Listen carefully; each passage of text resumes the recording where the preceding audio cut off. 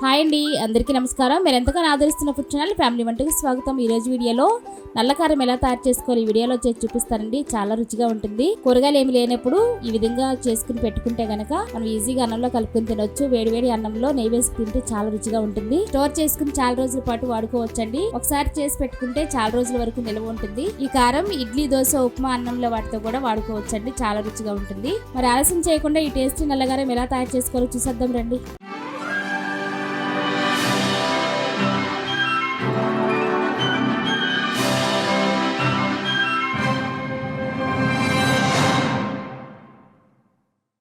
ఇక్కడ నల్లగారానికి 50 గ్రాములు ఎండుమిర్చి తీసుకున్నానండి. ఇవి గుంటూరు మిరియాలు అంటారు, చాలా కారంగా ఉంటాయి. వీటిని తొడాలు తీసేసుకుని పెట్టుకోవాలి.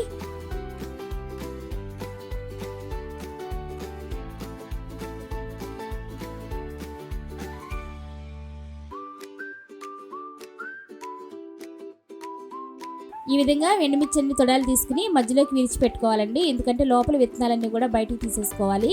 చాలామంది కాయలతో పాటు వేయించుకుంటారు, కానీ లోపల విత్తనాలు అసలు వేగవు. కాబట్టి ఇలా మధ్యలోకి తుంచి వేసుకుంటే కనుక అందులో ఉన్న విత్తనాలన్నీ కూడా బయటకు వచ్చేస్తాయి. ఆ విత్తనాలన్నీ కూడా మనం నూనెలో వేయించుకుంటే కారపొడి చాలా రుచిగా ఉంటుంది. నేను చెప్పే ఈ పద్ధతిలో కనుక మీరు చేశారంటే నల్లగారం చాలా రుచిగా ఉంటుందండి. ఒకసారి ట్రై చేయండి.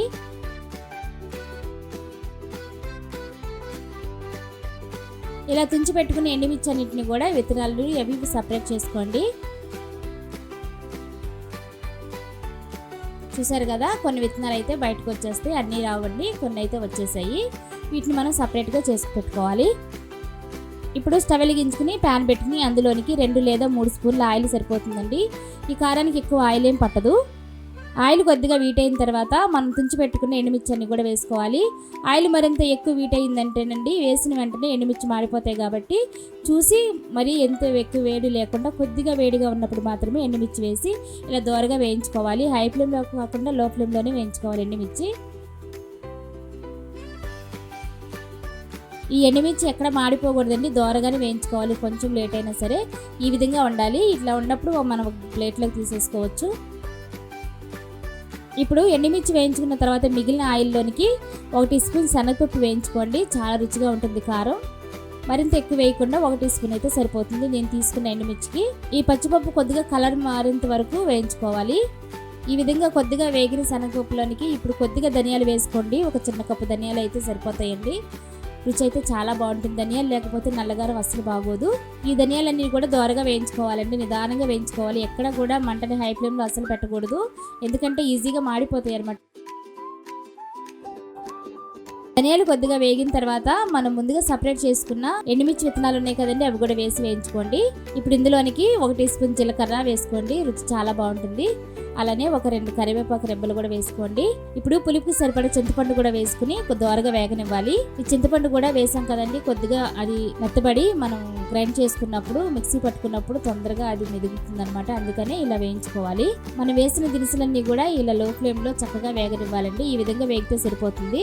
వీటిని ఒక ప్లేట్లోకి తీసేసుకోవచ్చు. అలానే ప్యాన్లో వదిలేస్తే కనుక మాడిపోతాయి అన్నమాట ఆ సెకకి.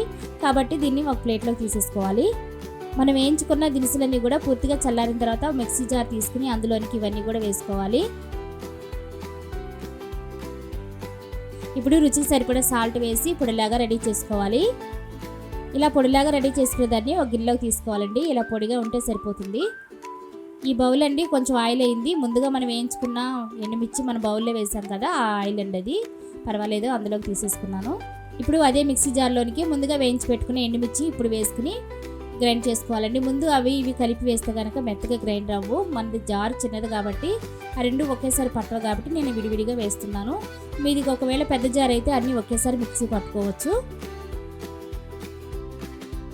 ఈ విధంగా ఎండుమిర్చిని పొడిలాగా రెడీ చేసుకోవాలండి. ఇప్పుడు ముందుగా మనం గ్రైండ్ చేసి పెట్టుకున్న ఈ దినుసుల పొడి కూడా ఇప్పుడు వేసుకుని మొత్తం ఒకసారి మిక్సీ పట్టుకుంటే కలుస్తుందండి. వెనకటి కాలంలో అయితేనండి నల్లగారం రోట్లోనే చేసేవాళ్ళు. ఇప్పుడు రోలు అందుబాటులో ఉండదు కాబట్టి ఇలా మిక్సీ పట్టుకుంటున్నాం. రోట్లో చేసిన నల్లగారమే చాలా రుచిగా ఉంటుంది. ఇప్పుడు ఈ రెండు కలిపి మిక్సీ పట్టాం కదండి, ఇలా రెడీ అయిందండి నల్లగారం. ఇప్పుడు ఇందులోనికి మనం ఇలా 10 నుంచి 15 ఎల్లుల్లి రెబ్బలు వేసుకోవాలండి. ఇవే అసలైన రుచి అండి. ఎల్లుల్లి లేకుండా అసలు నల్లగారం చేయడానికి అవకాశం ఉండదు. ఇలా వేసుకుంటే టేస్ట్ చాలా బాగుంటుంది. చివర్లో మాత్రమే వేసుకోవాలి, ముందు అసలు వేయకూడదండి.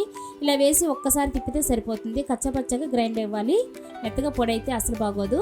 చూసారు కదండి, నల్లగారం అయితే రెడీ అయిపోయింది. నేను మిక్సీ పట్టి చూపిస్తున్నాను మీకు. ఇప్పుడు బౌల్లో వేసిన తర్వాత ఒకసారి మొత్తం కలపండి. పైనుంచి కిందకి కలిపితే మొత్తం పూర్తిగా కలుస్తుంది. మిక్సీలో అంతగా కలవదండి, మొత్తం ఒక్కసారే కాబట్టి మనం తిప్పింది అంతా ఒకసారి మిక్స్ అవ్వదు.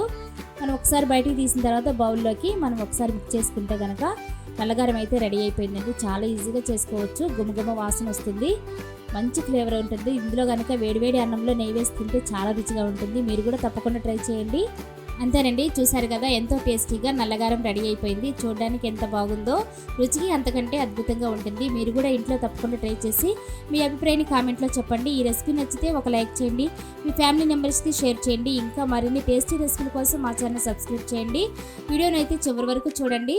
మరో కొత్త రెసిపీతో మళ్ళీ మీ ముందుంటాను. అప్పటి వరకు సెలవు. Thank you for watching.